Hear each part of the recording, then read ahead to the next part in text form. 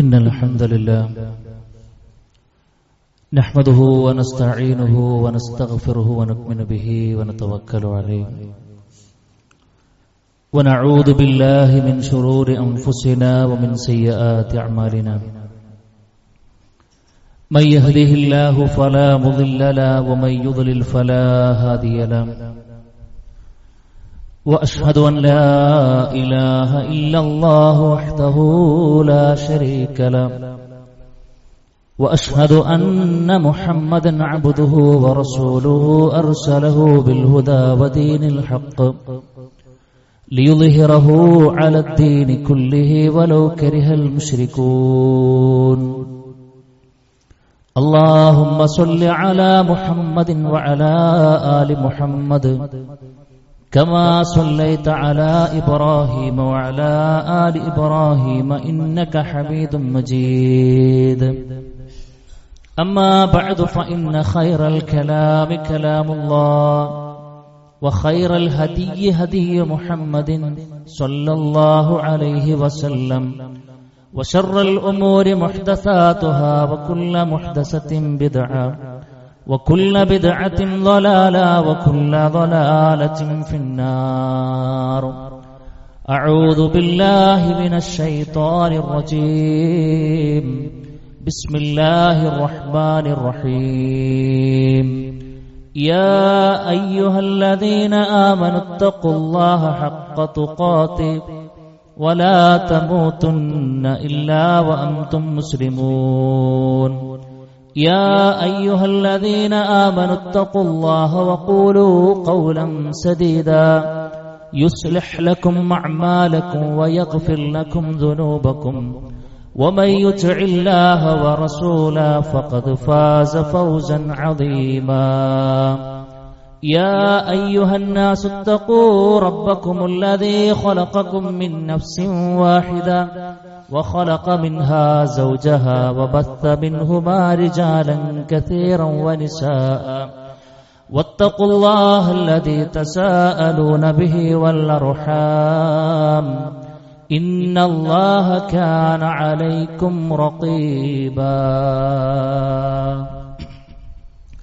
بسم الله الرحمن الرحيم قد أفلح المؤمنون الذين هم في صلاتهم خاشعون رب اشرح لي صدري ويسر لي أمري വഹ്ലുൽ ഉഖ്ദത മിൻ ലിസാനി യഫ്ഖഹു ഖൗലി. സ്നേഹസമ്പന്നരായ വിശ്വാസികളെ സർവ്വലോകരക്ഷിതാവായ റഹ്മാനായ റബ്ബിന്റെ ആജ്ഞകളും നിർദ്ദേശങ്ങളും ജീവിതത്തിന്റെ മുഴുവൻ മേഖലകളിലും കഴിവിന്റെ പരമാവധി ശ്രദ്ധിച്ചും പാലിച്ചും മുന്നോട്ട് പോകണമെന്ന് പറയുന്ന എന്നോടും തുടർന്ന് നിങ്ങൾ ഓരോരുത്തരോടും ഓർമ്മപ്പെടുത്തുകയാണ്, ഉപദേശിക്കുകയാണ്. അല്ലാഹു സുബ്ഹാനഹു വ തആല അവനെ പരിപൂർണാർത്ഥത്തിൽ ഉൾക്കൊണ്ട് ജീവിതം ക്രമപ്പെടുത്തി മുന്നോട്ട് പോകുന്ന യഥാർത്ഥ ഭാഗ്യവാന്മാരിൽ ഭാഗ്യവതികളിൽ അള്ളാഹു നമ്മെല്ലാവരെയും ഉൾപ്പെടുത്തി അനുഗ്രഹിക്കുമാറാകട്ടെ. സഹോദരങ്ങളെ, നമ്മുടെ ജീവിതത്തിൽ നമ്മുടെ ശരീരത്തിന് ഭക്ഷണവും പാനീയവും എത്രത്തോളം ആവശ്യമാണോ അതിനേക്കാൾ ഏറെ പ്രാധാന്യത്തോടുകൂടെ ഒരു വിശ്വാസിയോട് പഠിപ്പിച്ച ഒന്നാണ് തന്റെ മനസ്സിൽ താൻ നിർവഹിക്കുന്ന ഇബാദത്തുകൾ എന്ന് പറയുന്നത്. മഹാരഥന്മാരായ പണ്ഡിതന്മാർ പറയുന്നുണ്ട്, ഫഇന്ന ഇബാദത്തുഹും തൗഅൻ വമഹബ്ബത്തുൻ വരിളാ. വിശ്വാസികൾ അനുഷ്ഠിച്ചുകൊണ്ടിരിക്കുന്ന ഇബാദത്ത് ഇഷ്ടത്തോടുകൂടെ തൃപ്തിയോടുകൂടെ അള്ളാഹുവിനെ അനുസരിച്ചുകൊണ്ട് നിർവഹിക്കുന്ന ഇബാദത്ത് ഫീഹാ ഖുർറത്തു ഉയൂനിഹിം. ആ ഇബാദത്തുകളിൽ വിശ്വാസികൾക്ക് കണ്ണിന് വല്ലാത്ത കുളിർമയുണ്ട് എന്നാണ്. വസുറൂറു ഖുലൂബിഹിം, അവരുടെ ഹൃദയങ്ങൾക്ക് അത് വല്ലാത്ത സന്തോഷമാണ്. വലദ്ദതു അർവാഹിഹിം, അവരുടെ ആത്മാവിന് അത് വല്ലാത്ത അനുഭൂതി ഉണ്ടാക്കുമെന്നാണ്. നാം നിർവഹിക്കുന്ന ഏത് ഇബാദത്താകട്ടെ, ചെറിയൊരു നന്മ ചെയ്യുകയാണെങ്കിലും അത് ഈ നിലക്ക് തൃപ്തിയോടുകൂടെ ഇഷ്ടത്തോടുകൂടെ ചെയ്യുകയാണ് എങ്കിൽ അതിനൊരു സംതൃപ്തി ഉണ്ട് എന്നതാണ് സത്യം. ഇബാദത്തുകളുടെ കൂട്ടത്തിൽ ഏറ്റവും മുൻപന്തിൽ നിൽക്കുന്നതും പരലോകത്ത് ഒന്നാമതായിക്കൊണ്ട് വിചാരണക്ക് വിധേയമാകുമെന്നും നബി കരീം സല്ലല്ലാഹു അലൈഹി വസല്ലം പഠിപ്പിച്ച നിസ്കാരമുണ്ടല്ലോ സുഹൃത്തുക്കളെ, ആ നിസ്കാരം യഥാർത്ഥത്തിൽ ഏറ്റവും വലിയ കൺകുളിർമയും ഏറ്റവും വലിയ സന്തോഷം ഒരു വിശ്വാസിക്ക് നൽകേണ്ട വളരെ പ്രധാനപ്പെട്ട ഒരു ആരാധനയാണ്. നബി കരീം സല്ലല്ലാഹു അലൈഹി വസല്ലമ തനിക്ക് എന്തെങ്കിലും ഒരു പ്രയാസങ്ങൾ അനുഭവിക്കുമ്പോൾ അഭയം പ്രാപിച്ചിരുന്നത് നിസ്കാരത്തിലായിരുന്നു നമുക്ക് കാണാൻ കഴിയും. ബിലാലിനെ വിളിച്ചിട്ട് മഹാനായ നബി കരീം സല്ലല്ലാഹു അലൈഹി വസല്ലം പറയാറുണ്ട് എന്നാണ്, അരിഹ്നാ ബിഹാ യാ ബിലാൽ, ബിലാലെ ആ നിസ്കാരം കൊണ്ട് ഞങ്ങൾക്ക് നീ ഒരു റാഹത്ത് കൊണ്ട എന്നാണ്. ബാങ്ക് വിളിക്കാനാണ് ആ പറയുന്നത്.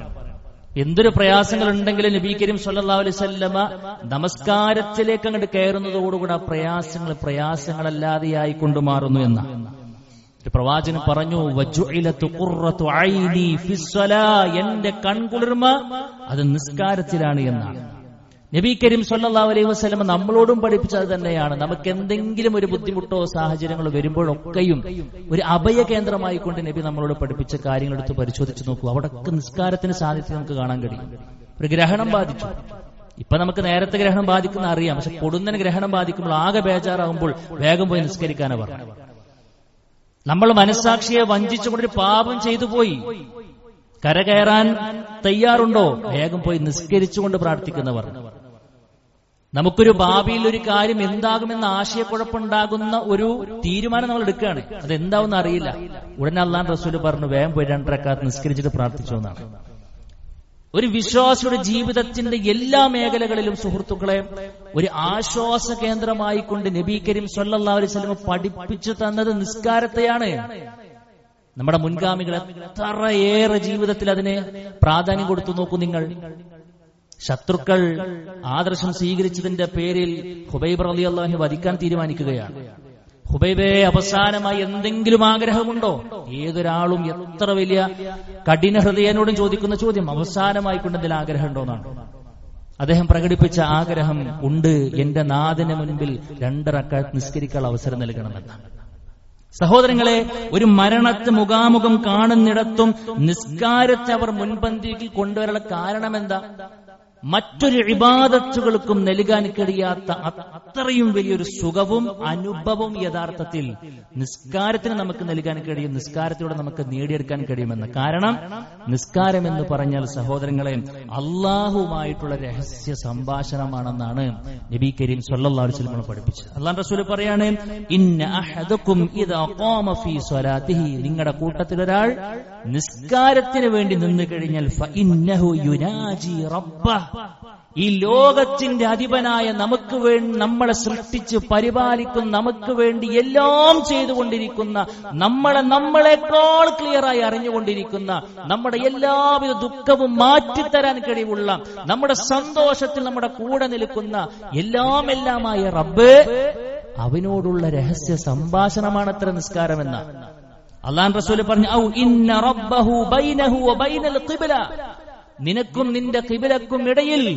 റബ്ബ് ദാ വന്ന് നിൽക്കുന്നു എന്നാണ്. നോക്കൂ നിങ്ങൾ, ആ നിസ്കാരത്തിൽ റബ്ബിനോടുള്ള സംസാരമാണ്, വെറുതെ പറഞ്ഞതല്ല. ഇമാം മുസ്ലിം ഉദ്ധരിക്കുന്ന ഹദീസിൽ നമുക്ക് കാണാൻ കഴിയും, നമ്മൾ പ്രാരംഭ പ്രാർത്ഥനയൊക്കെ കഴിഞ്ഞ് ഫാത്തിഹ സൂറത്ത് ഓതുന്ന രംഗം മുസ്ലിം ഉദ്ധരിക്കുന്ന ഹദീസ് നമുക്ക് കാണാൻ കഴിയും. ഫാത്തിഹ ഓതി തുടങ്ങുമ്പോൾ നമ്മൾ പറയാം, അൽഹംദുലില്ലാഹി റബ്ബിൽ ആലമീൻ. നമ്മൾ പറയുമ്പോ അല്ലാഹു സുബ്ഹാനഹു വ തആല അവിടുന്ന് മറുപടി പറയുമെന്നാണ്, ഹമിദനി അബ്ദി, എന്റെ അടിമ എന്നെ ഇതാ സ്തുതിച്ചിരിക്കുന്നു. അർ റഹ്മാനിർ റഹീം, നമ്മൾ അടുത്ത ആയത്ത് ഓതാണ്. അപ്പൊ അല്ലാഹു പറയുന്നതാണ്, ഖാലല്ലാഹു തആല അസ്ന അലയ്യ അബ്ദി, അല്ലാഹു എന്റെ അടിമ എന്നെ ഇതാ പുകഴ്ത്തിയിരിക്കുന്നു. മാലിക് യൗമിദ്ദീൻ എന്ന് പറയും, മജ്ജദനി അബ്ദി എന്ന് പറയുമെന്നാണ്. അങ്ങനെ ഓരോ ആയത്തുകൾക്കും അല്ലാഹു സുബ്ഹാനഹു വ തആല മറുപടി പറയും, ഇയ്യാക നഅ്ബുദു വ ഇയ്യാക നസ്തഈൻ എന്ന് പറയുമ്പോൾ ഹാദാ ബൈനി വ ബൈന അബ്ദി വ ലിഅബ്ദി മാ സഅല, ഇതാ എനിക്കും എന്റെ അടിമക്കും ഇടയിൽ ഒരു കരാർ രൂപപ്പെടുന്നു. ഇനി എന്നോട് എന്റെ അടിമ എന്ത് ചോദിക്കുന്നുവോ അതവനുണ്ട് എന്നാണ്. ഇയ്യാക നഅ്ബുദു വ ഇയ്യാക നസ്തഈൻ, അല്ലാഹുവേ ഞാൻ നിന്നെ മാത്രമേ വിളിച്ച് പ്രാർത്ഥിക്കുകയുള്ളൂ, എന്റെ ഇബാദത്തുകൾ മുഴുവനും നിനക്കേ ഞാൻ നൽകുകയുള്ളൂ, ഒരു ജാറത്തിൽ ഞാനത് കൊണ്ടുപോയി വെക്കൂല, ഒരിടങ്ങളിലേക്ക് ഞാൻ തിരിയില്ല. റഹ്മാനായ റബ്ബേ, എന്റെ ജീവിതത്തിൽ നീ മാത്രമേയുള്ളൂ എന്ന് എപ്പോൾ നമ്മൾ പ്രഖ്യാപിക്കുന്നുവോ അവിടെ മുതൽ റബ്ബ് നമ്മൾ ഒരു കരാർ നടക്കുമെന്നാണ്. വലിയ അബ്ദി മാസല, നീ എന്ത് ചോദിച്ചാലും ഞാൻ തരാനാണ്. അപ്പൊ നമ്മൾ ചോദിക്കണം എന്താ? ഇഹ്ദിനസ് സിറാത്തൽ മുസ്തഖീം, അല്ലാഹുവേ എനിക്ക് വേറെ ഒന്നും ചോദിക്കാനില്ല, മരണം വരെയും നീ ഇഷ്ടപ്പെട്ട റൂട്ടിലൂടെ എന്റെ ജീവിതത്തെ നീ കൊണ്ടുപോകണേ റബ്ബേ. എന്നിട്ട് ആ സിറാത്തുൽ മുസ്തഖീം ഏതാണ് നമ്മൾ തന്നെ പറയാണ്, സിറാത്തുൽ ലദീന അൻഅംത അലൈഹിം. അല്ലാഹുവേ, നീ അനുഗ്രഹം ചൊരിഞ്ഞ മുൻഗാമികളായ നമ്മുടെ പ്രവാചകന്മാർ, സിദ്ദീഖീങ്ങൾ, ശുഹദാക്കളൊക്കെ ജീവിച്ച് തീർത്ത ആ സ്വർഗീയ വഴിയുണ്ടല്ലോ റബ്ബേ, ആ സ്വർഗീയ വഴിയിൽ നീ എന്നെ അണിനിരത്തണേ എന്നാണ്. നോക്കൂ നിങ്ങൾ, ഇത് എത്ര തവണയാണ് നമ്മൾ പ്രാർത്ഥിക്കുന്നത്? എല്ലാ ദിവസവും 5 നേരത്തിലും എല്ലാ റക്അത്തിലും നമ്മൾ ചോദിക്കുകയാണ്. ളുഹറിന് വന്നാൽ 1 തവണയാണോ നമ്മൾ ചോദിച്ചത്? അല്ല, 4 തവണയാണ് ചോദിച്ചത്. അസറിന് വന്നാൽ 1 തവണയാണ് ചോദിച്ചത്? അല്ല, 4 തവണയാണ് ചോദിച്ചത്. മഗ്രിബിന് വന്നപ്പോൾ 3 തവണ നമ്മൾ ചോദിച്ചു. സുബഹിക്ക് വന്നപ്പോൾ നിർബന്ധമായി 2 തവണ നമ്മൾ ചോദിച്ചു. ഓരോ റക്അത്തിലും 1 തവണ നമ്മൾ ചോദിച്ചുകൊണ്ടേയിരിക്കുകയാണ്. ഇത് ഫർളിന്റെ കാര്യം മാത്രമാണ് പറയണത്, സുന്നത്തിൽ വേറെയുമുണ്ട് എന്നാണ്. നോക്കൂ നിങ്ങൾ, ഫാത്തിഹ ഒഴിവാക്കിയ ഒരു മനുഷ്യർക്ക് നിസ്കാരമുണ്ടോ? ഒരിക്കലുമില്ല. ഫാത്തിഹ മാത്രമാണോ? അല്ല.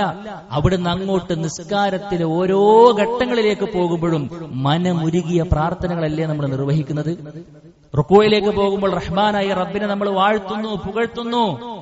ഏറ്റവും ചുരുങ്ങിയ നേരം കൊണ്ട് നാം നിർവഹിക്കുന്ന 2 സുജൂദുകൾക്കിടയിലെ ഇരുത്തത്തിൽ പടച്ച റബ്ബിനോട് നാം സമർപ്പിച്ച നമ്മുടെ ആവശ്യങ്ങളുടെ ഏടിനെ കുറിച്ച് നമ്മൾ ചിന്തിച്ചിട്ടുണ്ടോ? എന്താ പ്രാർത്ഥന? അല്ലാഹുമ്മ ഗ്ഫിർലി വർഹംനി വജ്ബുർനി വർഫഅനി വർസുഖ്നി വഹ്ദിനി വആഫിനി. 7 മഹത്തായ കാര്യങ്ങൾ നമ്മൾ ചോദിച്ചു. ഏറ്റവും പ്രധാനപ്പെട്ട 7 കാര്യങ്ങൾ. നമ്മുടെ സ്വർഗ വഴിയിലെ ഏക തടസ്സമായ പാപമോചനം, അത് നമ്മൾ ചോദിക്കുന്നു. പാപങ്ങൾ അത് കിട്ടാനുള്ള, പിന്നെ പാപങ്ങൾ ഇല്ലാതായിരിക്കണം, പാപമോചനം ചോദിക്കുന്നുണ്ട്, റഹ്മത്ത് ചോദിക്കുന്നുണ്ട്, ആഫിയത്ത് ചോദിക്കുന്നുണ്ട്, ഹിദായത്ത് ചോദിക്കുന്നുണ്ട്. എന്റെ ന്യൂനതകളൊക്കെ നീ പരിഹരിച്ചു തരണേ റബ്ബേ എന്ന് വജ്ബുർനി എന്ന് നമ്മൾ ചോദിക്കുന്നുണ്ട്. അതേപോലെ തന്നെ സുഹൃത്തുക്കളെ, എന്തെല്ലാം കാര്യങ്ങളാണ് ഏറ്റവും പ്രധാനപ്പെട്ട 7 കാര്യങ്ങൾ നമ്മൾ ആരെങ്കിലും അറിഞ്ഞോ? അല്ലേ? ഏറ്റവും പ്രധാനപ്പെട്ട നമ്മുടെ ഈ ലോകത്തിനും ആവശ്യമായ നന്മകളുടെ കൂമ്പാരം 30 സെക്കൻഡിന്റെ ഉള്ളിൽ നമ്മൾ ചോദിച്ചു തീർത്തു റബ്ബിനോട്. വീണ്ടും റബ്ബ് അവസരം നൽകി. അഖ്റബു മാ യകൂനുൽ അബ്ദു മിൻ റബ്ബിഹി വഹുവ സാജിദുൻ. ഇതൊന്നും തീരുന്നില്ല എന്ന. ഇനി നീ സുജൂദിലേക്ക് വാ. സുജൂദിലാണ് ഒരു അടിമ എന്നോട് ഏറ്റവും കൂടുതൽ അടുത്ത് നിൽക്കുന്നത് എന്ന.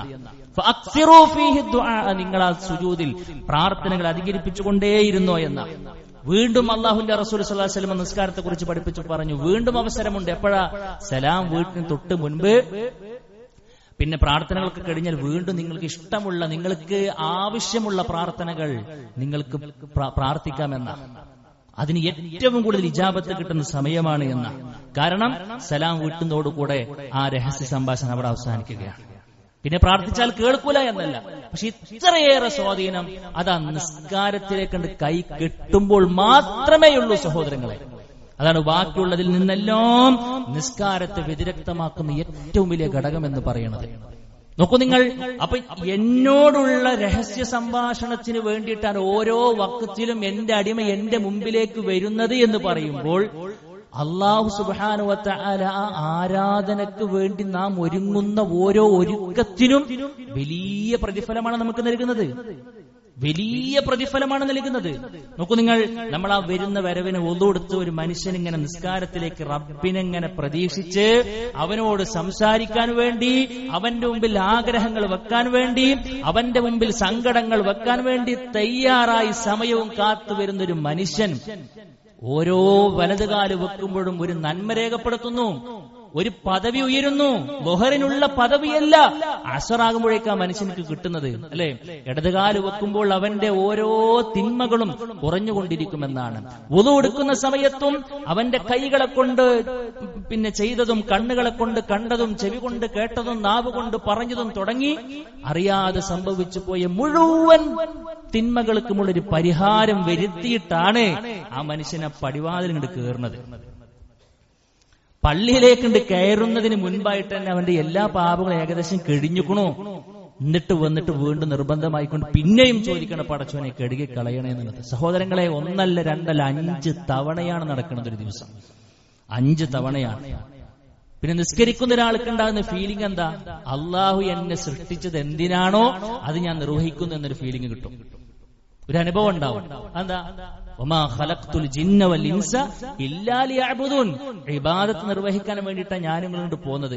അപ്പൊ 5 വഖത്ത് നിസ്കാരവും കൃത്യമായി സമയബന്ധിതമായി പുരുഷന്മാരെ സംബന്ധിച്ചിടത്തോളം ജമാഅത്തിന് തന്നെ നിർവഹിക്കുന്ന ഒരാളുടെ മനസ്സിൽ അൽഹംദുലില്ലാഹ് ഇബാദത്തുകളുടെ കൂട്ടത്തിൽ ഏറ്റവും പ്രധാനപ്പെട്ട ആ ഒരു നിസ്കാരം ഞാൻ നിർവഹിക്കുന്നുണ്ടല്ലോ, എന്നോട് എന്റെ റബ്ബ് പറഞ്ഞെന്റെ ജീവിതത്തിന്റെ ലക്ഷ്യം ഞാൻ നിർവഹിക്കുന്നുണ്ടല്ലോ എന്നൊരു ആത്മസംതൃപ്തി നമുക്ക് ലഭിക്കുമെന്നാണ്. മറ്റൊന്നെന്താണെന്നറിയോ സുഹൃത്തുക്കളെ, തെറ്റുകളിൽ നിന്ന് അകന്ന് ജീവിക്കാൻ കഴിയുമെന്നാണ്. ഒരു മനുഷ്യനിക്കൊരു ദിവസം ചെയ്യാൻ കഴിയുന്ന ഏറ്റവും വലിയ നന്മ എന്താണെന്നറിയോ? ഏറ്റവും വലിയ നന്മ എന്താണെന്നറിയോ? തിന്മകളിൽ നിന്ന് മാറിക്കാന്നുള്ളതാണ്.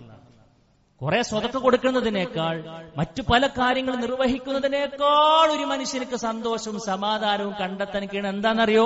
ഇന്ന് 10 രൂപയോ സ്വതക്ക കൊടുക്കാൻ ഇല്ലാത്തൊരവസ്ഥയാണെങ്കിലും അൽഹംദുലില്ലാഹ് രാത്രി ഇങ്ങനെ കടക്കാൻ നോക്കുന്ന സമയത്ത് രാവിലെ എണീറ്റത് മുതലുള്ള ഒരു ഫ്ലാഷ് ബാക്ക് നമ്മൾ ഇങ്ങനെ അടിച്ചു നോക്കുമ്പോൾ ജീവിതത്തിൽ എന്തൊക്കെ ചെയ്ത് നമ്മളിങ്ങനെ ഒന്നിങ്ങനെ കണക്കൂട്ടി നോക്കുമ്പോൾ അൽഹംദുലില്ലാഹ് പറയത്തക്ക രൂപത്തിൽ തെറ്റ് ഞാൻ ചെയ്തിട്ടില്ല, ഒരു ഹറാമും ഇന്ന് ഞാൻ കണ്ടിട്ടില്ല, ഒരു ഹറാമും ഞാൻ ഇന്ന് പറഞ്ഞിട്ടില്ല, ഒരു തെറ്റും റബ്ബിന് വിരുദ്ധമായതോ ഇഷ്ടമില്ലാത്ത അനിഷ്ടകരമായ കാര്യങ്ങൾ ഞാൻ നിർവഹിച്ചിട്ടില്ല എന്ന് എപ്പോൾ നമുക്ക് പറയാൻ കഴിയുന്നുവോ സുഹൃത്തെ, അന്ന് നമ്മൾ അനുഭവിക്കുന്ന ഒരു സുഖവും സന്തോഷവും വേറെയാണ്. ആ ഒരു മാനസിക നിലവാരത്തിലേക്ക് ശരിക്കും നമ്മളെ കൊണ്ടാക്കുന്ന ഘടകമാണേത്? നിസ്കാരം. ധാരാ പറഞ്ഞത്? റബ്ബ് പറയാണ്, ഇന്ന സ്വലാത്ത തൻഹാ അനിൽ ഫഹ്ശാഇ വൽ മുൻകർ.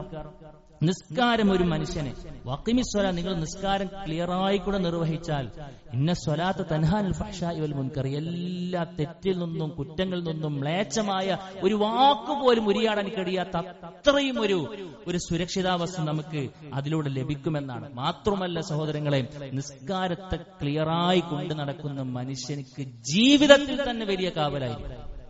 ജീവിതത്തിൽ തന്നെ വലിയ കാവലായിരിക്കും. സുബഹി നമസ്കാരം ജമാഅത്തായി നിർവഹിച്ചുകൊണ്ട് പോകുന്ന ഒരു മനുഷ്യനെ കുറിച്ച് എന്താ അല്ലാഹു റസൂൽ പറഞ്ഞു? ഫഹുവ ഫീ ദിമ്മത്തില്ലാഹ്, ഫഹുവ ഫീ ദിമ്മത്തില്ലാഹ്. അതൊരു വർച്ചാനാണ് സുഹൃത്തുക്കളെ. അവൻ അല്ലാഹുവിന്റെ പ്രൊട്ടക്ഷനിലാണെന്നാണ്, അവൻ അല്ലാഹുവിന്റെ സംരക്ഷണത്തിലാണ്. നമ്മളുണ്ടാക്കിയ സംരക്ഷണമല്ല. നമ്മളുണ്ടാക്കിയ സംരക്ഷണത്തെ കുറിച്ച് കുറച്ചൊക്കെ നമുക്ക് പറയണം. സീറ്റ് ബെൽറ്റ് ഇട്ടു, എയർ ബാഗ് ഉണ്ടോ, അതൊക്കെ നമുക്ക് പറയാണ്ടാവും. ഏറ്റവും നല്ല സെക്യൂരിറ്റി ഉള്ള വാഹനമാണ് ഞാൻ ഉപയോഗിക്കുന്നതെന്നൊക്കെ നമുക്ക് പറയാൻ പറ്റും. പക്ഷെ അതിനും പരിധികളില്ലേ? പക്ഷെ റഹ്മാനായ റബ്ബ് ഇട്ട് തരുന്ന സെക്യൂരിറ്റിക്ക് പരിധിയില്ല സുഹൃത്തുക്കളെ. എന്തെല്ലാം അപകടങ്ങളാണ് നമ്മൾ കാണുന്നത്. ഏതെങ്കിലും ആ അപകടങ്ങളിൽ ഏതെങ്കിലും ഒന്നിൽ നമ്മൾ പെടണമെന്ന് നമ്മൾ ആഗ്രഹിക്കുന്നുണ്ടോ? ഒരിക്കലുമില്ല. പേടിയാകുന്നില്ലേ പലതും നമ്മൾ കാണുമ്പോൾ? എങ്കിലും സുഹൃത്തുക്കളെ, നിസ്കാരം ഒരു മനുഷ്യനിക്ക് നൽകുന്ന സെക്യൂരിറ്റി അതൊന്ന് വേറെയാണ് എന്ന വീണ്ടും റഹ്മാനായ റബ്ബ് പറഞ്ഞു, പ്രയാസങ്ങളിൽ നമുക്ക് ആശ്വാസവും സഹായകവുമാണ് യഥാർത്ഥത്തിൽ നിസ്കാരം എന്ന. വസ്തഈനു ബിസ്സബ്രി വസ്സലാഹ്, നിങ്ങൾ ക്ഷമ കൊണ്ടും നമസ്കാരം കൊണ്ടും നിങ്ങൾ അല്ലാഹുവിനോട് സഹായം ചോദിച്ചു എന്നാണ്. നോക്കൂ, നിങ്ങൾ ഒരു പ്രയാസമുണ്ടോ? നിസ്കാരത്തിൽ അതിനൊരു പരിഹാരമുണ്ട് എന്നാണ്. സഹോദരങ്ങളെ, ഇതൊക്കെ പറയുമ്പോഴും നമുക്ക് പറയാനുണ്ടാവുക എന്താണെന്നറിയോ? ഈ കൂടിയിരിക്കുന്ന നമുക്കൊക്കെ ജുമാക്കൊക്കെ നേരത്തെ എത്തിയ എന്റെ പ്രിയപ്പെട്ട വിശ്വാസികൾക്കും വിശ്വാസികൾക്കും പറയാനുണ്ടാവുക നമ്മളെല്ലാവരും നിസ്കരിക്കുന്ന ആളുകൾ തന്നെയാണ് എന്നാണ്. നിസ്കാരത്തെ ഒഴിവാക്കി ആരും ഒരു പക്ഷേ കേൾക്കുന്നുണ്ടാവില്ല. പക്ഷെ സുഹൃത്തുക്കളെ, ഈ പറയപ്പെട്ട ഒരു സാഹചര്യത്തിലൂടെ ഈ പറയപ്പെട്ട കാര്യങ്ങളൊക്കെ ആവാഹിച്ചുകൊണ്ടുള്ള നിസ്കാരമാണ് നാം നിർവഹിക്കുന്നത് എന്നൊരു ചോദ്യം നാം നമ്മളോട് ചോദിക്കണ്ടേ? ആസ്വദിക്കാൻ കഴിയുന്നുണ്ടോ നിസ്കാരം? നിസ്കാരം നമുക്ക് ആസ്വദിക്കാൻ കഴിയുണ്ടോ?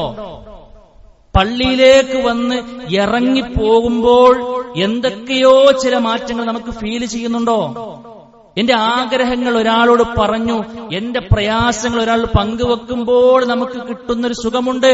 നാം ആഗ്രഹങ്ങൾ പങ്കുവെച്ചതും നമ്മുടെ പ്രയാസങ്ങൾ പറഞ്ഞതുമൊക്കെ റഹ്മാനായ റബ്ബിനോടാണ്, പരിധികളില്ലാതെ നമ്മളെ സഹായിക്കുന്ന ആളോടാണ്. എനിക്കൊരു പരിഹാരമുണ്ടാകുമെന്ന് ഉറച്ചൊരു ശുഭപ്രതീക്ഷയോടുകൂടെ പോകാൻ പറ്റുന്ന എല്ലാവിധ സാഹചര്യവും സന്ദർഭവും നമുക്ക് റബ്ബ് തന്നിട്ടും അത് അനുഭവിക്കാൻ നമുക്ക് കഴിയുന്നുണ്ടോ? ആത്മാർത്ഥമായിക്കൊണ്ട് ആലോചിക്കും. പലപ്പോഴും ഇല്ല എന്നതായിരിക്കും ഉത്തരം. ഒരു പ്രത്യേക സമയം നമ്മൾ അതിന് കണ്ടിട്ടും പ്രത്യേകം അതിനുവേണ്ടി മാത്രം തയ്യാറാക്കപ്പെട്ട ഒരു ഭവനത്തിലേക്ക് വന്നിട്ടും പുറത്തതൊന്നും പരിഗണിക്കാതെ നിർവഹിക്കാത്തവനെ പോലെയുള്ളൊരു സാഹചര്യമാണ് നമുക്കുള്ളതെങ്കിൽ എത്ര വലിയ നഷ്ടമാണ്. അതുകൊണ്ട് സഹോദരങ്ങളെ, നിസ്കാരക്കാരെ കുറിച്ച് പണ്ഡിതന്മാരെ പറഞ്ഞ 5 തരം നിസ്കാരക്കാരുണ്ട് എന്നാണ്. 5 തരം നിസ്കാരക്കാർ. ആരാ? ഒന്ന്, ഒരു പരിഗണനയും നൽകാത്ത ആളുകളുണ്ട്. നിസ്കരിക്കുന്നുണ്ട്, പക്ഷെ വലിയ പരിഗണന ഒന്നുമില്ല. വരുന്നുണ്ട്, പൈപ്പിനാണെങ്കിൽ പോയിട്ട് ഇങ്ങനെ കഴുകുന്നുണ്ട്, പക്ഷെ അതൊരു വുദൂന്നല്ല. നനയനെടുത്ത് നനയില്ല, ഒന്നും ചെയ്യണില്ല. അങ്ങനെ വരുന്നു. എന്താ പറയണത്, എന്താ ചൊല്ലണത്, എന്താണ് ഞാൻ ചെയ്യണത്, ഇപ്പൊ എത്ര റക്അത്തിലെത്തി എന്നുപോലും ഒരു ലെവലും ഇല്ലാതെ അങ്ങനെ അങ്ങോട്ട് ഒരു കടമ നിർവഹിക്കുന്ന ഒരു സാഹചര്യം. അവരെ കുറിച്ചല്ലേ ഫവൈലുൽ മുസല്ലീൻ എന്ന് റബ്ബ് പറഞ്ഞത്? നിസ്കാരക്കാർക്ക് നാശം എന്ന് പറഞ്ഞ കാറ്റഗറിയിലാണ്, ആ വിഭാഗത്തിലാണ് അത്തരത്തിലുള്ള ആളുകൾ ഉൾപ്പെടുക. രണ്ടാമത്തെ ടീം ഏതാണെന്നറിയോ? എല്ലാം ശ്രദ്ധിക്കുന്നുണ്ട്, ഈ പറയപ്പെട്ട കാര്യങ്ങളൊക്കെ ശ്രദ്ധിക്കുന്നുണ്ട്, പക്ഷെ മനസ്സ് മാത്രം അവിടെ ഇല്ലാന്ന്. കൈകൾ കെട്ടുന്നതോടുകൂടെ ഇതുവരെ ഓർമ്മയാകാത്ത പല കണക്കുകൾ ഓർമ്മയാകുന്നു, ഇതുവരെ മറന്നുപോയ പല സംഭവങ്ങൾ നമ്മുടെ മനസ്സിലേക്ക് വരുന്നു. എല്ലാം നമുക്കൊരു ജീവിതവുമായി ബന്ധപ്പെട്ട് ഒരു ഉപകാരവും നൽകാത്തത് പലപ്പോഴും നമുക്കിന് ഓർമ്മയാകുന്ന സാഹചര്യം. ആ ഓർമ്മകളുടെ താളത്തിനനുസരിച്ച് നമ്മൾ ഇങ്ങനെ പോയി നിസ്കാരം പോലും പിന്നെ ഇമാമ് അസ്സലാമു അലൈക്കും വറഹ്മത്തുള്ളാഹി എന്ന് പറയുമ്പോൾ മാത്രം നിസ്കാരത്തിലേക്ക് വീണ്ടും ഓർമ്മ വരുന്ന രണ്ടാമത്തെ ഒരു ടീമുണ്ട്. മൂന്നാമത്തെ ടീം എന്താണെന്നറിയോ? നിയമങ്ങളെല്ലാം പരമാവധി ശ്രദ്ധിക്കും, എല്ലാം പക്കയായിക്കൊണ്ട് ചെയ്യും. ശ്രദ്ധ പോകാതിരിക്കാൻ പരമാവധി അവൻ പരിശ്രമിക്കും, പക്ഷെ ഇടക്കൊക്കെ ശ്രദ്ധ അങ്ങോട്ടും ഇങ്ങോട്ടും പോകും. അവനക്ക് അള്ളാഹുവിന്റെ അടുത്ത് പ്രതിഫലമുണ്ടെന്ന് നമുക്ക് ആഗ്രഹിക്കാം. റബ്ബ് തെരുമാറാകട്ടെ. നാലാമത്തെ ഒരു ടീം എന്താണെന്നറിയോ? നാലാമത്തെ ഒരു വിഭാഗം എന്താ വെച്ചാൽ, നിസ്കാരം എന്നതിന്റെ പ്രാധാന്യം എല്ലാം ആവാഹിച്ച് ഓരോ സമയഘട്ടങ്ങളിലും അതെല്ലാം കൃത്യമായി കൊണ്ട് നിർവഹിക്കുന്നവർ. വുദൂയിലേക്ക് പോകുമ്പോൾ ഞാൻ വുദൂ എടുക്കുകയാണെന്ന പരിപൂർണമായ ബോധത്തോടുകൂടെ, വുദൂ എടുക്കുമ്പോൾ അവനക്ക് ലഭിക്കാൻ പോകുന്ന പ്രതിഫലത്തെക്കുറിച്ചുള്ള ആഗ്രഹത്തോടുകൂടെ, അതിനുശേഷമുള്ള പ്രാർത്ഥനകളൊക്കെ നിർവഹിച്ച് അങ്ങനെ കൃത്യമായി നിർവഹിച്ച് നിസ്കാരം തുടങ്ങുന്ന ആദ്യം മുതൽ അവസാനം വരെ ശ്രദ്ധ എവിടേക്കും പോകാൻ നിർവഹിക്കുന്ന മഹാഭാഗ്യവാന്മാരുണ്ട്. അഞ്ചാമത്തെ ഒരു ടീമുണ്ട്. ഇനിയിപ്പോ ഇതിന്റെ അപ്പുറത്തേക്ക് ഏത് ടീമാണ് ഒരുപക്ഷെ നമ്മൾ ചിന്തിച്ചേക്കും. നാലാമത്തെ ടീം എന്ന് പറഞ്ഞാൽ നിസ്കാരത്തിലേക്ക് വരുമ്പോൾ അതൊക്കെ ക്ലിയറായി ശ്രദ്ധിക്കുന്ന ആളാണ്. അഞ്ചാമത്തെ ടീം വണ്ടിമാർ എണ്ണിയതാരെന്നറിയോ? ജീവിതത്തിലുടനീളം ശ്രദ്ധിക്കുന്ന ആളുകളാണ്. നിസ്കാരത്തിൽ മാത്രമല്ല, അവന്റെ ജീവിതത്തിലുടനീളം എന്നെ റബ്ബ് കണ്ടുകൊണ്ടിരിക്കുന്നു എന്നൊരു ബോധത്തോടുകൂടെ ഒരു മുഹ്സിനായിക്കൊണ്ട് ജീവിക്കുന്ന ആളാണ്. ഹറാമുകളിൽ നിന്ന് പരിപൂർണമായി കൊണ്ട് ബോധപൂർവ്വം വിട്ടുനിന്ന് നന്മകൾ പരമാവധി ചെയ്ത് മുഖറബായ റബ്ബിലേക്ക് സാമീപ്യം സിദ്ധിക്കാൻ വേണ്ടി കഠിനമായി പരിശ്രമിക്കുന്നവൻ, ഒരു വാക്ക് പറയുന്നിടത്ത് പോലും ഒരു ഹറാമിന്റെ ഒരു ചൊയ പോലും ഇല്ലാതെ, ഒരു നോട്ടം കൊണ്ട് പോലും ഒരാൾ ഉപദ്രവിക്കാതെ ആ നിലക്ക് പരമാവധി ശ്രദ്ധിച്ചുകൊണ്ട് ജീവിക്കുന്ന ഒരാളുണ്ട്. അങ്ങനെ ജീവിക്കുന്ന ഒരാളുടെ നിസ്കാരം എത്ര ശ്രദ്ധ ഉണ്ടാവും?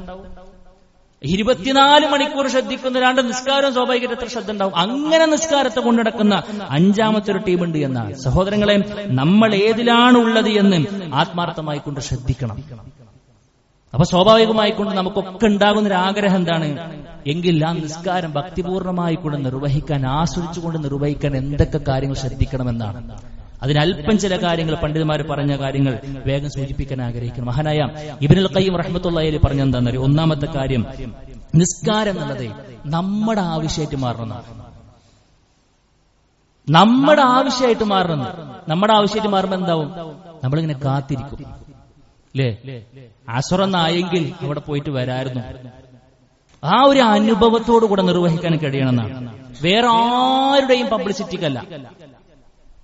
നല്ല ലാഭം വീണ കടയാണ്, അദ്ദേഹം കണ്ടില്ലേ, നിങ്ങൾ കണ്ടില്ലേ, ആ നിസ്കാരത്തെ സമയമായി കഴിഞ്ഞാൽ പോണോക്ക മൂപ്പരെ കണ്ടു പഠിക്കും എന്ന് നമ്മളെ കുറിച്ച് 4 ആള് പറയാൻ വേണ്ടിയിട്ടാകരുത്. അവര് പറയട്ടെ പറയാതിരിക്കട്ടെ, നാം നിർവഹിക്കുന്ന നമുക്ക് വേണ്ടിയിട്ടാണ്. നമ്മുടെ ഒരു ആവശ്യമായിക്കൊണ്ട് നിസ്കാരത്തെ കാണാൻ കഴിയണമെന്നാണ്. രണ്ടാമത്തെ കാര്യം, നിസ്കരിക്കുന്ന സമയം നിസ്കാരത്തിന് കൊടുക്കണമെന്നാണ്. ശരീരത്തിന് മാത്രമല്ല മനസ്സിന് കൊടുക്കണം. മഹാനായ ഹസനുൽ ബസ്രി റഹ്മത്തുള്ളാഹി അലൈഹി പറഞ്ഞതാ, ഖുംത ഇല സ്വലാത്തി ഫഖും ഖാനിതൻ കമാ അമറകല്ലാഹ്. നീ നിസ്കാരത്തിലേക്ക് വേണ്ടി നിന്നു കഴിഞ്ഞാൽ നീ അടക്കത്തോടുകൂടെ, ഒതുക്കത്തോടുകൂടെ നീ പരമാവധി ശ്രദ്ധിച്ചുകൊണ്ട് നിൽക്കണം. വ ഇയ്യാക വസ്സഹ്വ, മറന്നു പോകുന്നതിനെ നീ സൂക്ഷിക്കണം. യൻദുറുല്ലാഹു ഇലൈക വ അൻത തൻദുറു ഇലാ ഗൈരിഹി. അള്ളാഹു നിന്നിലേക്ക് നോക്കിക്കണോ, ഇത് മറ്റു പലതിലേക്ക് നോക്കുന്ന അവസ്ഥ എന്ന് പറഞ്ഞാൽ എത്ര മോശമാണെന്നാണ്. നിസ്കരിക്കാണ്ട് നിൽക്കുമ്പോൾ റബ്ബിന്റെ മുമ്പിൽ പോയിട്ട് നിൽക്കണം. റബ്ബ് നമ്മളെ എന്താ പറയാൻ പോണെന്ന് വെച്ച് കാത്തിക്കുമ്പോ നമ്മൾ മറ്റു പലത്തേക്കും തിരിഞ്ഞു നിൽക്കുന്ന ഒരു സാഹചര്യം നോക്കി റബ്ബിനെ അവഗണിക്കലാണ് എന്നാണ്. അതുകൊണ്ട് നിസ്കരിക്കാൻ എത്ര സമയമാണോ നമ്മൾ കൊടുക്കുന്നത്, അത് പരമാവധി ആ നിസ്കാരത്തിലേക്ക് കൊടുക്കാൻ വേണ്ടി പരിശ്രമിക്കുക, പരമാവധി പരിശ്രമിക്കുക. മൂന്നാമത്തെ കാര്യം എന്താണെന്നറിയോ, നബി പഠിപ്പിച്ച രൂപത്തിൽ നിർവഹിക്കുക എന്നുള്ളതാണ്. ഓരോരുത്തരുടെയും നിസ്കാരം നോക്കിക്കഴിഞ്ഞാൽ ഓരോ ചേലിലും കോലത്തിലാണ്. അല്ലല്ലോ, അങ്ങനെയല്ലല്ലോ. അള്ളാന്റെ റസൂൽ സ്വല്ലൂ കമാ റഅയ്തുമൂനി ഉസല്ലി, നിങ്ങൾ നിസ്കരിക്കേണ്ടത് ഞാൻ എങ്ങനെ നിസ്കരിച്ചു അങ്ങനെയാണ്.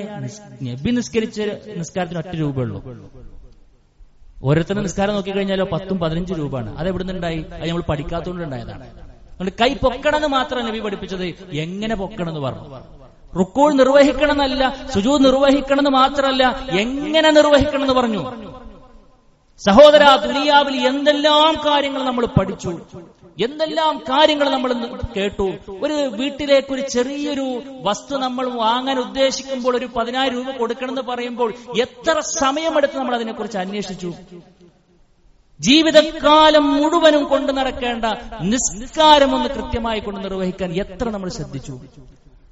റുക്കിനുകളുണ്ട് നിസ്കാരത്തിൽ, ആ റുക്കിനിൽ ഒന്ന് പോയി കഴിഞ്ഞ് നിസ്കാരം തന്നെ അസാധുവായി എന്നാണ്. 14ഓളം റുക്കിനുകളെ കുറിച്ച് പറയുന്നുണ്ട്, നമ്മൾ പഠിച്ചോ? സഹോദരങ്ങളെ, സുജൂദിൽ കിടക്കുമ്പോ 7 അവയവങ്ങൾ തട്ടണമെന്ന് പറഞ്ഞു. ചില ആളുകൾ മൂക്ക് തട്ടൂല, ചില ആളുകൾ പിന്നെ കാലിന്റെ വിരലിങ്ങനെ പൊക്കിച്ചിട്ടുണ്ടാവും. ഇതൊക്കെ നിസ്കാരത്തെ ബാധിക്കണ്ടേ? നമ്മൾ എന്തെങ്കിലും അറിഞ്ഞ് ഓട്ടക്കൊട്ടയിലാണോ നമ്മൾ വെള്ളം കോരി നടക്കുന്നത് എന്ന് ആത്മാർത്ഥമായി കൊണ്ട് ചിന്തിക്കണം. അതുകൊണ്ട് ഒന്ന് പഠിക്കാനുള്ളൊരു മനസ്സ് നമുക്കുണ്ടാകണം. നാലാമത്തെ കാര്യം എന്താണെന്നറിയോ, നിസ്കരിക്കാൻ വരുമ്പോ ഈ സമയം റബ്ബിന് കൊടുക്കണമെന്ന് പറഞ്ഞ കാരണം എന്താ വെച്ച് കഴിഞ്ഞാല്, എന്റെ എല്ലാ കാര്യങ്ങളും ശരിയാക്കി തരുന്ന ഒരാളാണ് ആണ്ടുമുക്കാൻ ഞാൻ പോണത്. അതുകൊണ്ട് ഞാൻ എത്രത്തോളം റബ്ബിനെ പരിഗണിക്കുന്നുവോ അത്രത്തോളം റബ്ബ് എന്നെ പരിഗണിക്കും എന്നൊരു ബോധം, നമ്മുടെ ഒരു നിസ്സഹായാവസ്ഥ. റബ്ബിനെ ഞാൻ എത്രത്തോളം തൃപ്തിപ്പെടുത്തുന്നുവോ അതിനനുസരിച്ചായിരിക്കും ജീവിതത്തിന്റെ എന്റെ ഓരോ കടമ്പകളും എനിക്ക് താണ്ടിക്കടക്കാൻ കഴിയുക എന്നൊരു ബോധത്തോടുകൂടെ റബ്ബിനെ തൃപ്തിപ്പെടുത്താൻ വേണ്ടി വന്ന് കൈകെട്ടി നിസ്കരിക്കുന്ന ആളുകളാണ്. അതാണ് പരിഹാരം സുഹൃത്തുക്കളെ. 5-മത്തെ എന്താണെന്ന് അറിയോ, നമ്മൾ ശ്രദ്ധിച്ചിട്ടില്ല എങ്കിൽ ന്യൂനത വരുമെന്നൊരു കൃത്യമായ ബോധത്തോടുകൂടെ നിസ്കരിക്കുക എന്നുള്ളതാണ്. എന്താ, ഓരോ കൈകൾ കെട്ടുകൾ നമുക്ക് ബോധം ഉണ്ടാകണം. ഇപ്പൊ ഞാൻ ശ്രദ്ധിച്ചാലേ ഈ സാധനയ്ക്ക് ശരിക്കും നിർവഹിക്കാൻ കഴിയുള്ളൂ. എന്റെ ചെറിയൊരു അശ്രദ്ധ ഉണ്ടെങ്കിൽ ഇത് കയ്യിൽ നിന്ന് പോകുമെന്നൊരു ബോധത്തോടുകൂടെ നിർവഹിക്കാൻ കഴിയണമെന്നാണ്. അതുകൊണ്ട് സഹോദരങ്ങളെ, പറയപ്പെട്ട കാര്യങ്ങളെല്ലാം ജീവിതത്തിന്റെ ഭാഗമാക്കാൻ നമ്മൾ ശ്രദ്ധിക്കുക. റഹ്മാനായ റബ്ബ് തൗഫീഖ് നൽകി അനുഗ്രഹിക്കുമാറാകട്ടെ. അഖൂലു ഖൗലി ഹാദാ അസ്തഗ്ഫിറുല്ലാഹ ലീ വലക്കും വലിജമീഇൽ മുസ്ലിമീന വസ്തഗ്ഫിറു മിൻ കുല്ലി ദംബ് ഇന്നഹു ഗഫൂറുർ റഹീം.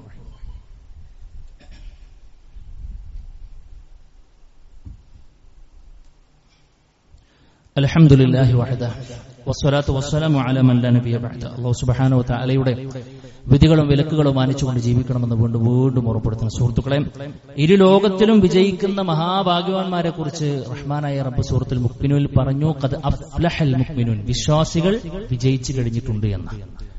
ആ വിജയം കിട്ടാനുള്ള മാനദണ്ഡമായിക്കൊണ്ട് റഹ്മാനായ റബ്ബ് ഒന്നാമതായിക്കൊണ്ട് എണ്ണിയതാണ് ഞാൻ ആമുഖമായിക്കൊണ്ട് ഓതി വെച്ച ആയത്ത്, അല്ലദീനഹും ഫീ സ്വലാത്തിഹിം ഖാശിഊൻ എന്നാണ്. എല്ലാവർക്കും മനപ്പാടുള്ള ആയത്ത്. എന്താ അത്? അവർ നിസ്കരിക്കുന്നവരാണെന്നല്ല പറഞ്ഞത്, നിസ്കാരത്തിൽ ഭയഭക്തിയുള്ള ആളുകളാണ് എന്നാണ്. സഹോദരങ്ങളെ, ഭയഭക്തിയുള്ള നിസ്കാരം നിർവഹിക്കുന്നിടത്തെ പരലോകത്തൊരു സുരക്ഷയും സമാധാനം നമുക്ക് ലഭിക്കുകയുള്ളൂ. എങ്കിൽ എന്തൊക്കെ കാര്യങ്ങൾ നമ്മൾ ശ്രദ്ധിക്കണം? ഒന്ന് ശ്രദ്ധിക്കാൻ നടക്കും തോന്നുന്നുണ്ടോ നിങ്ങൾക്ക്? എന്തെങ്കിലും ഒരു കാര്യം നമ്മളൊന്ന് പ്രിപ്പയർ ചെയ്യാതെ ശ്രദ്ധിക്കാതെ അതവിടെ നടന്നോളെന്ന് ആരെങ്കിലും വിചാരിച്ചിട്ടുണ്ടോ? നമ്മളെ കുട്ടിന്റെ കല്യാണം നടക്കുന്നതല്ലോ, നടത്തലല്ലേ. വീട്ടിന്റെ മുമ്പിൽ പന്തലുണ്ട്, കെട്ടലല്ലോ, കെട്ടിക്കിട്ടലല്ലോ, നമ്മളങ്ങോട്ട് കെട്ടലല്ലേ. ഓരോ കാര്യം അങ്ങനെയല്ലേ. പള്ളി അങ്ങോട്ട് കേറലല്ലോ, എന്നിട്ട് കേറ്റലല്ലേ. ഓരോന്നിന്റെ പിന്നിൽ അധ്വാനല്ലേ സുഹൃത്തുക്കളെ. എങ്കിൽ വിജയത്തിന്റെ ഒന്നാമത്തെ മാനദണ്ഡമായ നിസ്കാരത്തിലെ ഭയഭക്തി ആർജിച്ചെടുത്തേ പറ്റൂ എന്ന് പറയുമ്പോൾ സഹോദര, ചിന്തിക്കാനുണ്ടേറെ, ശ്രദ്ധിക്കാനുണ്ടേറെ. ചിലതൊക്കെ നമ്മളങ്ങോട്ട് പരിശീലിച്ചെടുത്തേ പറ്റൂ. എന്തൊക്കെ കാര്യങ്ങൾ ശ്രദ്ധിക്കാണ്ട്? ഒന്നാമതായി കൊണ്ട് പണ്ഡിതന്മാര് പറഞ്ഞു, മഹാനായ മുനജ്ജിദ് റഹ്മത്തുള്ളാഹി അലൈഹി അദ്ദേഹം 33ഓളം വഴികൾ പറയുന്നു. എല്ലാം പറയാൻ സമയമില്ല, അതിൽ അല്പം ചില കാര്യങ്ങൾ പറയാം. ഒന്നെന്തെന്നറിയോ, മുന്നൊരുക്കം തയ്യാറാക്കുന്നത്. അതിനുവേണ്ടി ഒന്ന് കാര്യമായി കൊണ്ട് ഒരുങ്ങുക എന്നുള്ളതാണ്. നമ്മുടെ നിസ്കാരത്തെ കുറിച്ച് ചിന്തിക്കുന്നത് ഇഖാമത്തിന്റെ അവസാനത്തെ ആ ഒരു സമയം കഴിഞ്ഞിട്ട് അല്ലെങ്കിൽ അവസാനത്തെ റക്അത്തിനെ കുറിച്ച് അത് കിട്ടിയേ കിട്ടൂലെന്നാണ്. ആ മസലൊക്കെ പഠിച്ചിട്ടുണ്ടാവും. അവസാനത്തെ റക്അത്ത് കിട്ടിക്കഴിഞ്ഞാൽ പിന്നെ ജമാഅത്ത് കിട്ടിയെന്നാൽ മസലൊക്കെ എനിക്ക് അറിയണ്ടാവും. അതിനെക്കുറിച്ചായിരിക്കും പ്ലാനിങ്. അല്ല, നമ്മളെപ്പോൾ പ്രിപ്പയർ ചെയ്യണമെന്നറിയോ? ഖുശൂഓടുകൂടെ നിസ്കരിക്കണം എന്നുള്ള ഒരു മനുഷ്യൻ ആദ്യം ശ്രദ്ധിക്കട്ടെ. പണ്ഡിതന്മാര് പറയാണ് ബാങ്കിനുള്ള മറുപടി കൊടുക്കണം. ബാങ്കിനുള്ള മറുപടി കൊടുക്കണം.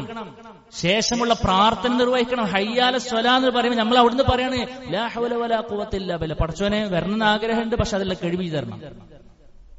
അവിടെ നിന്ന് നമ്മൾ കരാർ ഒപ്പിട്ടു. പടച്ചോനെ വരാനുള്ള പൂതിയൊക്കെ ഉണ്ട്, പക്ഷെ അവിടെ എത്തണമെന്നുണ്ടെങ്കിൽ നീ എനിക്ക് കഴിവ് നൽകണമെന്നാണ്. വരുന്ന വരവിൽ ചെറുതൊന്ന് കാലുളുക്കിയാൽ കഴിഞ്ഞു. പ്രതിബന്ധങ്ങളായി, പ്രതിസന്ധികളായി.